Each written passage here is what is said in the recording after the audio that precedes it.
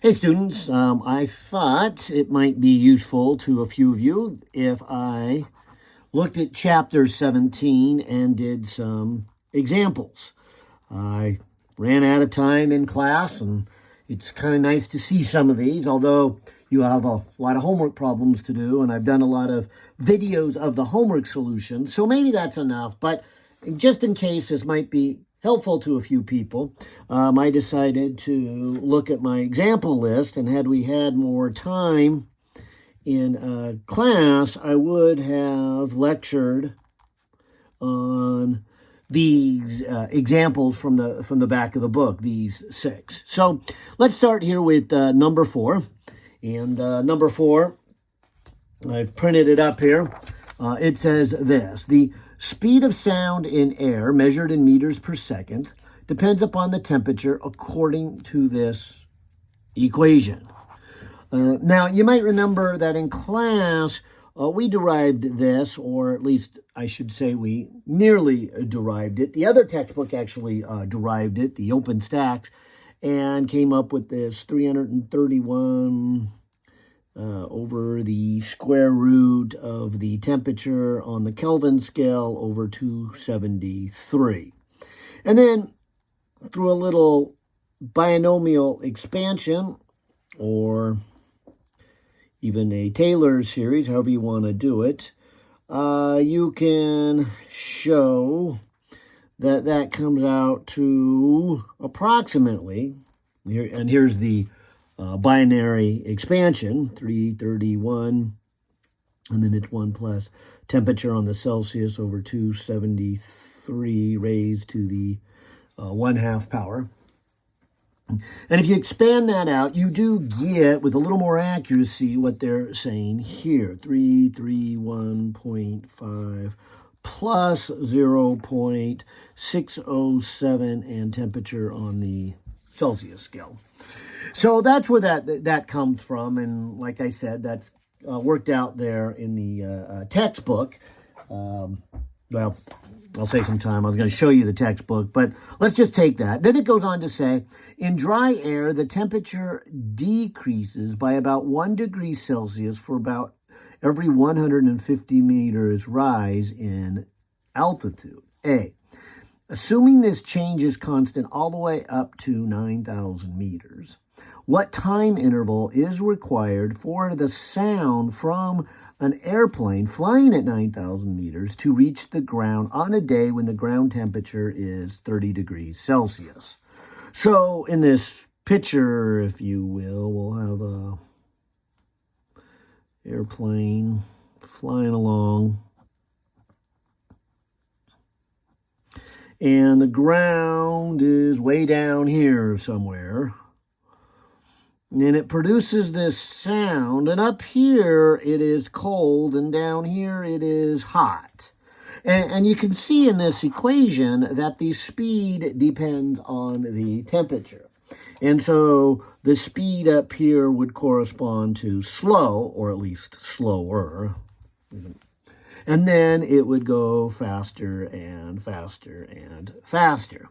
And so each, you might say, microscopic distance of, say, dx, covered in a microscopic amount of time, dt, would be different than up here, where you would have a little bit of distance, dx, and over a little bit of time, dt.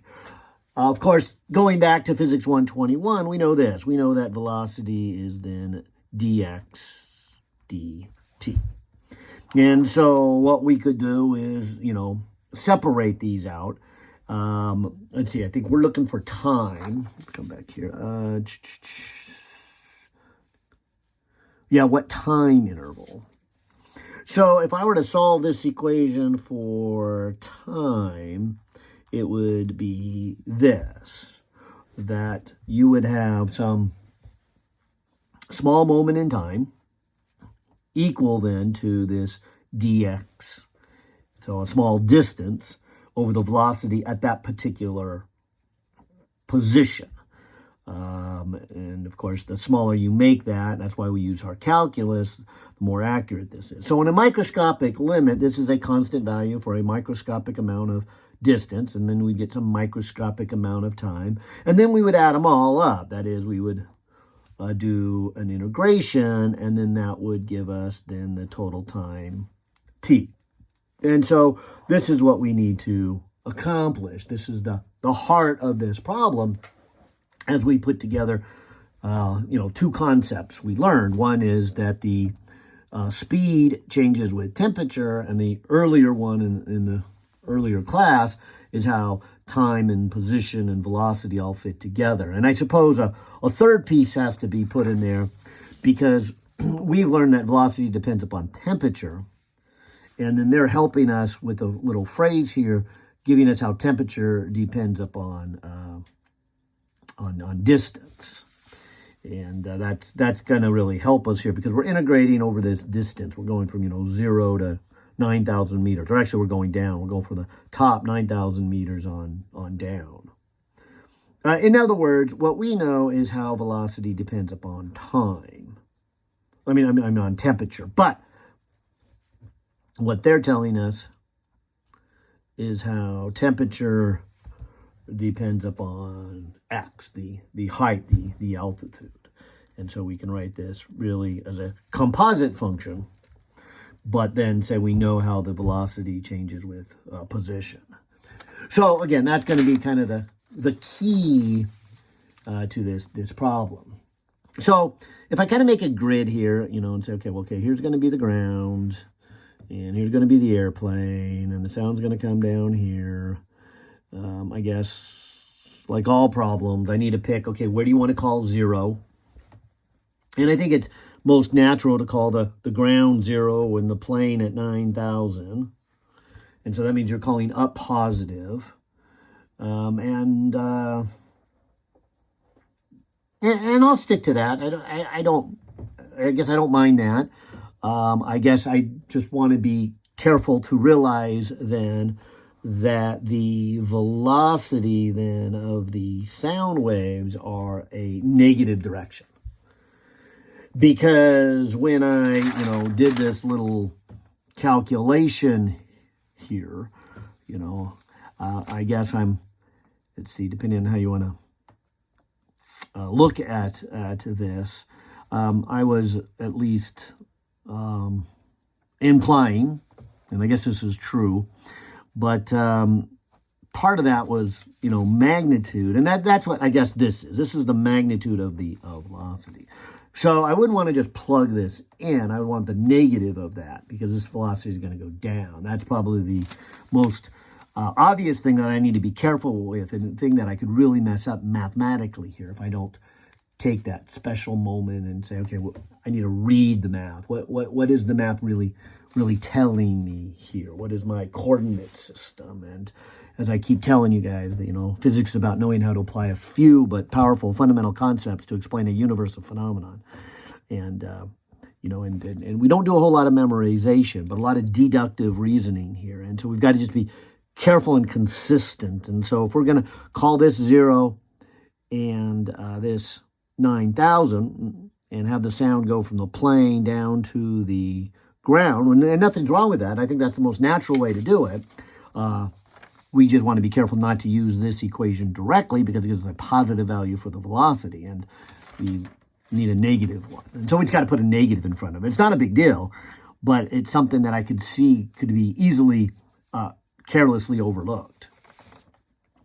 Probably the harder thing, though, is really this calculus, really saying, okay, what I'm going to do is use my calculus. I'm not going to treat this as kind of a algebraic high school type problem. I'm going to integrate. I'm going to add up. I'm going to do my calculus here. Okay, so with this in mind, I'm going to come back here and say, okay, so I'm trying to get the total time. And I get the total time by adding up little small moments in time. And what's equivalent to a small moment in time is a small distance, e divided by its velocity. And my small distances would be measured from starting up at the high altitude of 9,000 meters and going to 0. All right. This, though, probably needs some more work. As we said, we know that the velocity, and maybe I should put the magnitude of the velocity, is given by that equation at the beginning, 331.5 plus 0.607 temperature on the Celsius scale. But then we should, from the words they give us, be able to get how temperature changes with position. And that's where we're going to probably need to give some thought. In fact, this looks like this might turn into a pretty long problem. So let me refer to that as page 1, and this one up here is page 2. The phrase they said is it changes 100 or 1 degree for every 150 meters in rise. So it's a constant change.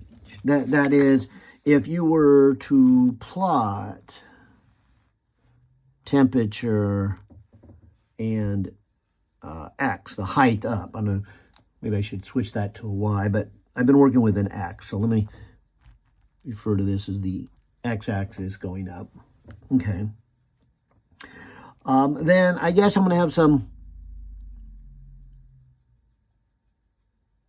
temperature that will be on the hot side. And I might as well do this on the Celsius scale. So we'll say that this is a plus 30 degrees when we're at the ground level. And it's going to be decreasing as x gets higher and higher and higher. So it's 30 degrees down here on the ground, and if we go higher, it goes down, down, down at a constant rate. So that's why I would draw a straight line. And I'm not sure how far to draw this line. I'm not sure if it's going to go all the way to 0 degrees by the time I get up to 9,000 meters, or maybe even go negative. I suppose I'll find out here in a second. But I do know this. The equation for a line would be, of course, y equals mx plus b. And in this case, the y-axis is the temperature on the Celsius scale. The x-axis is x. The y-intercept is my 30 degrees Celsius. And the m is the slope. How does it change on the vertical axis compared to the horizontal axis? And they say it goes, down 1 degree for every 150 meters. So this is a negative 1 over 150. And so that would be my equation, if you will. Maybe I'll simplify it here, but the temperature would be a negative x over 150 plus 30. Not a big fan necessarily of the 150, and the reciprocal I'm not a big fan of either. Maybe I'll just kind of leave it that way. But I am kind of curious then about the height of 9,000 meters and what the temperature comes out to be. So negative 9,000 divided by 150. Let's go enter that. So that's a decrease of negative 60. So this is going to go all the way down, decreasing negative 60. So this should be somewhere at negative 30.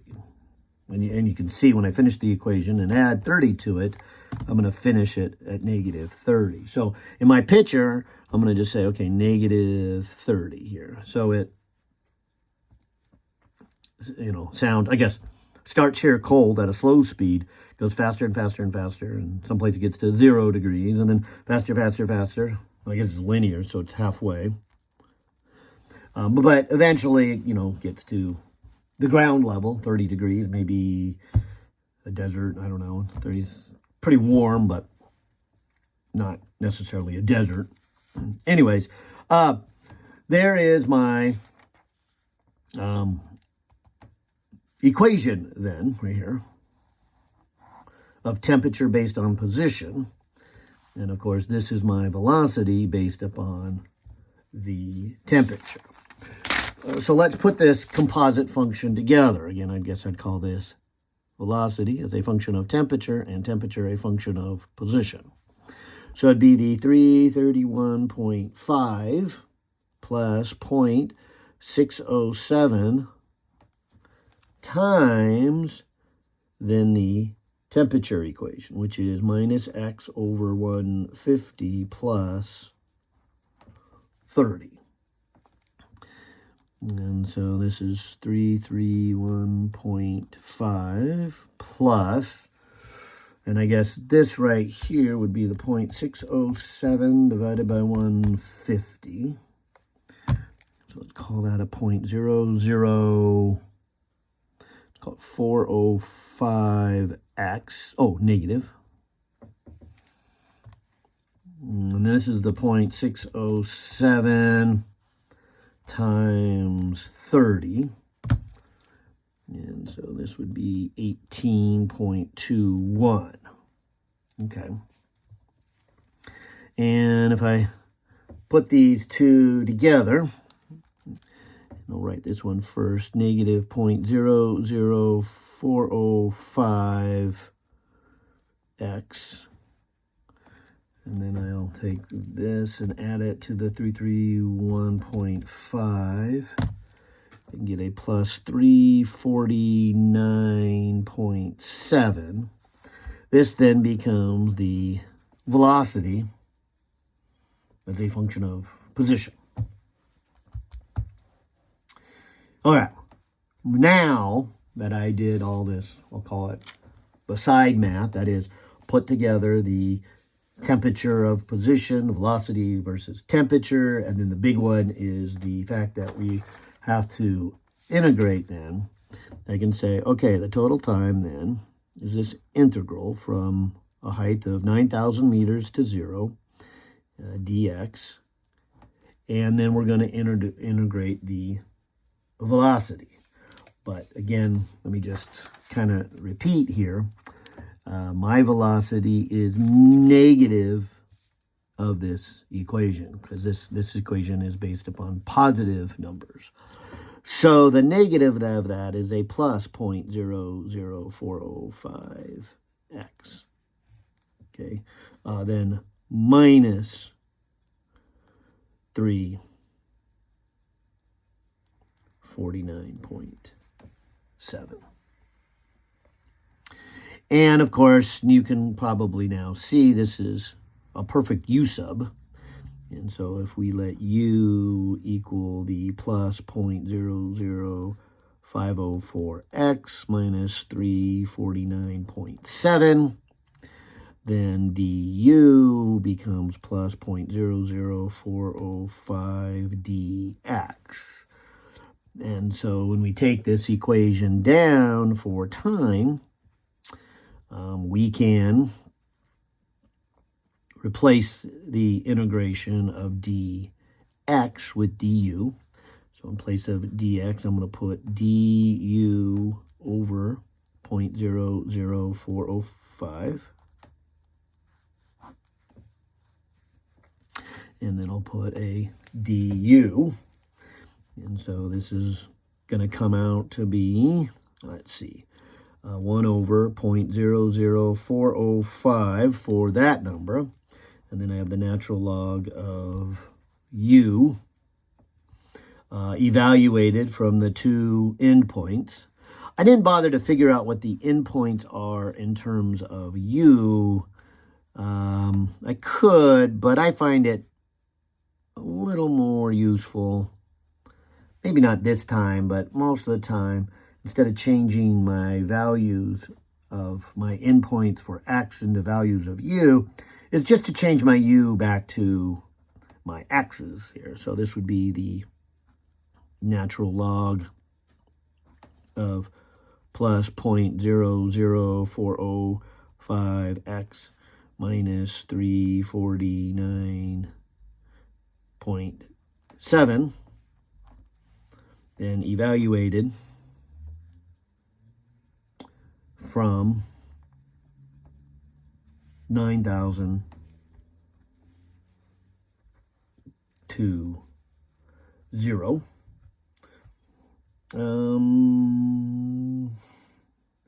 Guess I should be a little extra careful with absolute value. Probably best to maybe write it this way, because this would be the log of something minus the log of something. And when we do that, we can write a log minus a log as a log of the quotient. And so if I put in a 0, I get a minus 349.7. And if I put in my 9,000 here, what do I get? 0.00405 times 9,000 minus 349.7.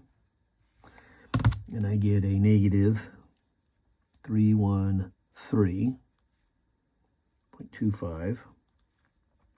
And this is kind of what I was saying here. I want to be a little bit careful. Many mathematicians might put absolute value here.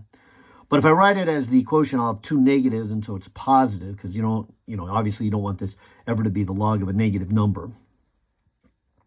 And then I get, let's see, I'll just get rid of the negatives by hand. And so I've got 349.7 in the top and 313.25 in the bottom. And I'll take the natural log of that. Then I'll divide that by 0.00405. And that'll be about 27.2 seconds. Nice. That was page 3. So that actually had a lot in it. I hope that wasn't too overwhelming for a beginning one. It took me over 20 minutes to kind of talk it through. I'm not even sure we're done, because this is to reach the ground. Then it's a part B. Compare your answer to the time interval required if the air was uniformly at 30 degrees. And that actually I kind of like, because sometimes we call it a back of an envelope calculation. You might even call it a careless mistake, is to forget that the speed changes with the temperature, and just realize that, oh, wait, it's 30 degrees. Well, yeah, it's 30 degrees down on the ground. And so if you did that, you would be saying, well, the speed of the air, 331.5 plus 0.607 times 30 degrees, would be 349.7 meters per second. And again, if you were careless and forgot that the temperature changed, as you went up, you would just say, okay, well, it's 30 degrees here on the ground, and then, okay, that would be the speed of the sound, and then, of course, then it's going to travel the 9,000 meters, so you might just do a simple calculation where you treat the speed as a constant value, and you get a time. And so if I do that, I get 9,000 divided by 349.7, and you get about 25.7 seconds. And of course, you get a number that is a little off, not because you didn't take into account that it slowed down as it went up to the colder air. And that's why you got a number that was a little off, and notice that the number that's off is a smaller amount of time, because you think it's going to be traveling this fast speed all the way from the airplane to you, and it didn't. When it left the airplane, it was going at some lower speeds. It didn't get to this fast speed till it got to you. So overall, it would be about 2 seconds longer. So good. I'm glad the author asked that at the end. That's a good comparison question, and because it's just a hair longer than the part B. Part A is just a hair more than part B. It does make you feel like you've done part A correctly, especially after all that work. You're like, okay, I could have easily made a mistake in all that work. All right, well, let's go on to our second one. My second example here is number 13. And number 13, where's that paper? Here it is. I printed that one up also. And number 13 says this. It says, write an expression that describes the pressure variation as a function of position and of time of a sinusoidal sound wave in air, assuming a wavelength of 1/10 of a meter and the change of maximum pressure, that's the amplitude of 0.2. Well, you might remember from the lecture or from the book that we said that you could think of sound waves as a pressure wave.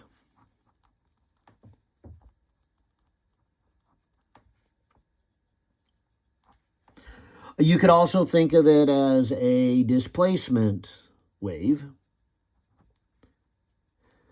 The kind of tricky thing was that the displacement wave is at a different phase and by 90 degrees compared to the pressure wave. I don't think we'll be needing the displacement wave here in this problem because they said, write an expression that describes the pressure variation as a function of position and time. So I want the delta P. And the maximum variation in pressure is given as 0.2 pascals. And then it's a sine. And then the K value, which is 2 pi over lambda. And lambda here is 0.1. And so that would make 20 pi. And so here is 20 pi times x. The minus or plus is for what direction it's going. The minus is to the right and the plus is to the left. They're not real clear here, so I'm just going to leave it as both a minus and a plus. It just says right, description. And I think maybe by default they mean to the right. So a minus sign, it would be by itself, probably would be fine. But remember, the angular frequency is 2 pi times the linear frequency. Or the 2 pi times the velocity over the wavelength. And I think they want us to imply, because I did say, in air, and kind of the default is room temperature if they don't say what the temperature is. The problem we just did, number 4, we went into great detail of how that velocity changes. So we're going to just say then that it's that famous 345 for the speed over 1/10, which I guess then makes this a 3,450. And so if you double it, let's see, that 450 becomes 900, and that becomes 6,000 pi. So this would be 6,900 pi t. And that's probably good to stop there. Sometimes it's nice to write out in a decimal form what things like 20 pi is.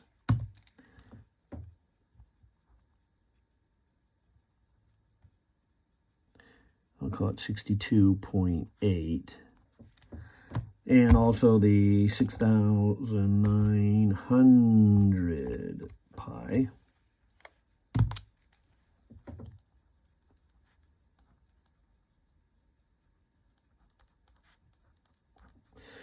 Because a decimal, I think, is a little bit easier to understand. When I see things like, 6,900 pi, I'm not real sure where that is. Is that, is that more than 10,000, less than 10,000? Is it 20,000? Is it 15,000? And so it's kind of helpful to write a decimal.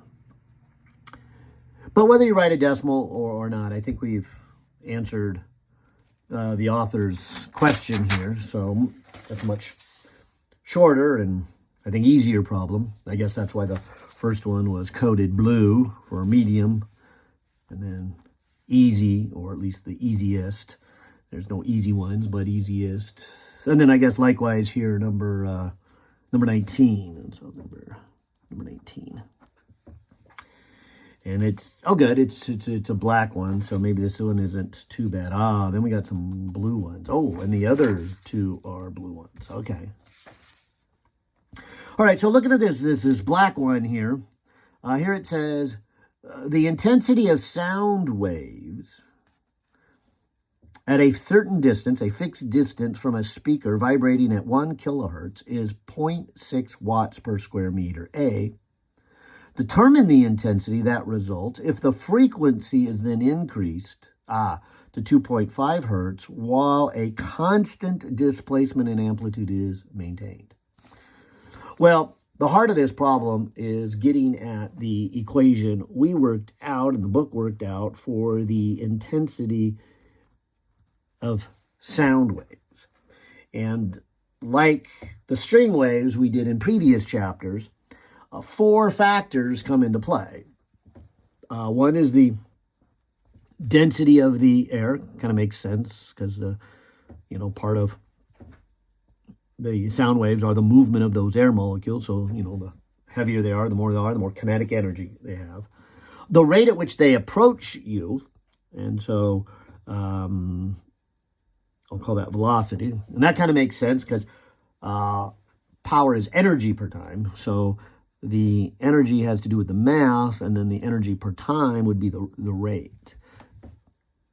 Now, how quickly they move is its back and forth, is its angular frequency squared. So that's kind of like kinetic energy. So kinetic energy is kind of like 1/2 mv squared. And then this is the time factor, how quickly. So these together would be like kinetic energy, and then how quickly does the kinetic energy kind of move towards you. And so that's kind of the rate of kinetic energy right now. And then, of course, it's also the amplitude squared, because as waves hit you, they're being, they're not really molecules on a spring, but let me use an example. If they stretch them, there's a potential energy as well as a kinetic energy. So this is related to that stretching of the spring. So that's the equation I'm going to use. And so what they're really saying in the first part of this, even though they didn't give me the individual pieces, like the density of air or the speed, or even the well, I guess they did give me the frequency, the amplitude. I guess I could. I don't need to. Maybe that's maybe that's kind of the uniqueness of this problem. The author maybe said, look, if you wanted to, it wouldn't be unreasonable to look up the density of air, because that's a speaker. I don't really know if it really says air. It doesn't really say the temperature, so we don't really know the speed. But if we take this, as air, we know that number, and then at room temperature, we know that number, and then they give us the frequency, they give us the intensity, and we could actually find then how far these molecules move and use that going forward. But I don't think that is really what they want you to do in this problem. Although that would be the longer way. So maybe that's, like I said, the author's intent that, hey, there's a long way to do the problem, and then there's a short way. And especially an exam problem, do the short way. You may get it right the long way, but you might then run out of time for the other part of the problem. So it really is a test of knowledge. Because here's what I'm getting at. Let's just say all these factors, even though I haven't bothered to look them up or calculate them individually, I do know that all these factors come out to be 0.6 watts per square meter. That's what the beginning of the problem says. The intensity of the sound waves at a fixed distance from a speaker vibrating at this rate is this intensity. Okay, so then, if I come along and I look for the new intensity, let me call it intensity number 2. And so I'll call this intensity number 1. And the only thing I've changed here, determine the intensity of the result if the frequency has increased to 2.5. So this right here becomes 2.5 of the original frequency. And so maybe I should call this original frequency. Because when you write all this out, putting the original stuff together,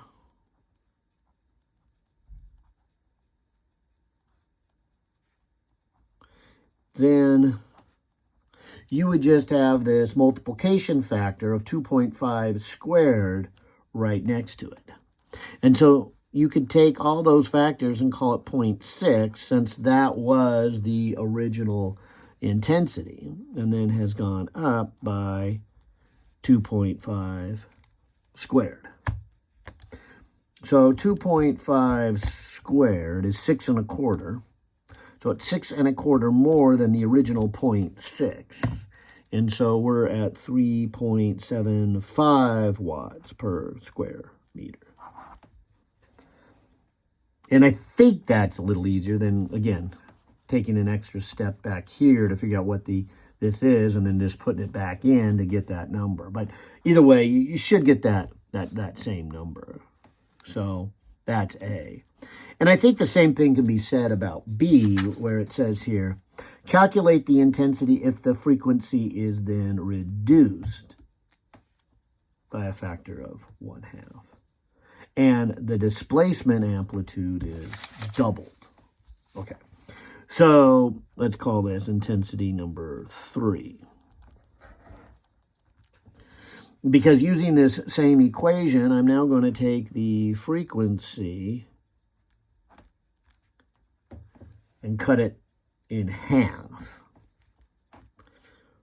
And I'm going to take the original amplitude, maybe I should call it 1, and double it. Okay, so the frequency's cut in half, but the amplitude's doubled. And then hopefully you'll see that if we put the original stuff together, and then this stuff squared would be 1/2 times a 2, which is together is just a 1, and a 1 squared doesn't change anything. And we're back to the original 0.6 watts per square meter. So again, that's probably the easiest way instead of actually getting all these individual numbers and then plugging them in. But that would work too. And so, ta-da, there's number 3. So yeah, I see why this is a black problem, but I also can see why it could be a little longer problem depending on what approach you take. But hopefully that helps. All right, let's go on to the third one here.